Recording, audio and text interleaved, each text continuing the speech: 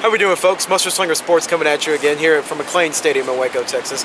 Well, James, we saw the nation's longest win streak at home continue today with 15 for Baylor as they took down Oklahoma State today 49-28. Yeah, that's right. And you know, this Baylor offense, the game when it started, there was really no rain. It was drizzling probably a little bit, but this team came out quick in this game, and they scored.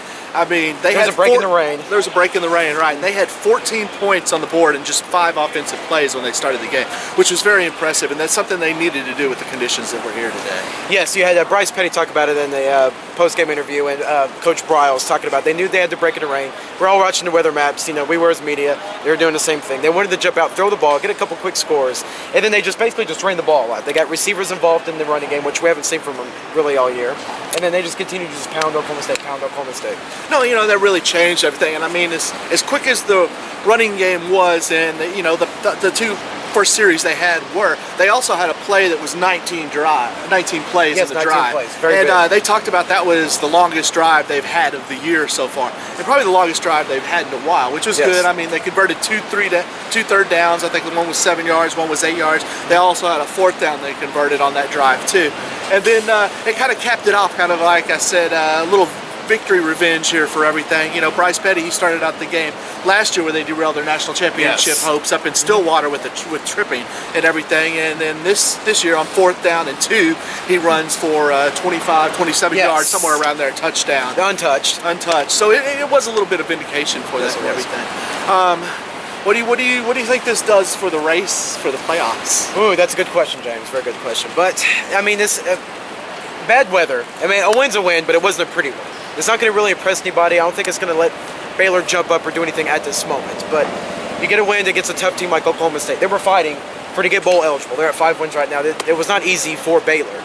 But it's still, at the same time, it's not going to look sexy to make them jump up in the polls at the moment. No, it's not, you know. And then the Kansas game last week with TCU didn't look pretty either, but it was a win they got, which was the same Kansas team that Baylor beat here 60-14. Then we're going to be up there next week taking care of Texas Tech and Baylor, which is going to be on a neutral site. But you got to think, Texas Tech had 82 points put up on them against TCU.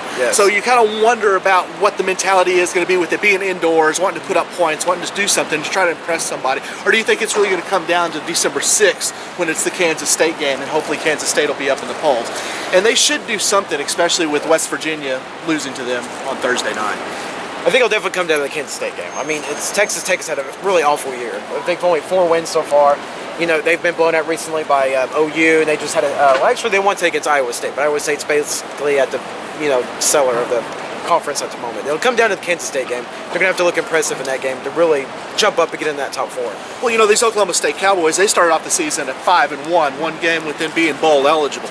They've dropped now with this game tonight 5, so they're now 5-6 on the season, with only 1 game left at Bedlam, basically, and that's their hope for making a bowl game. I mean, you know, it's not really good there.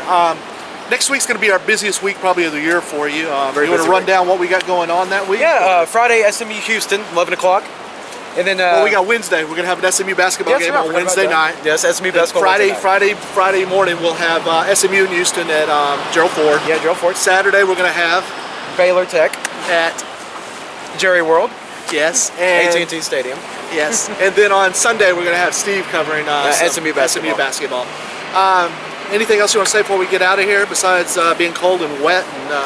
Very cold and wet out here, but I'm very interested to see how this college football playoff race is going to pan out, and I hope that either one of the Big 12 teams, TCU or Baylor, is going to crack their way in there. I think one of them are very deserving. All right, folks, all y'all have a happy Thanksgiving, and we'll see you bright and early on Friday morning from Gerald Ford Stadium.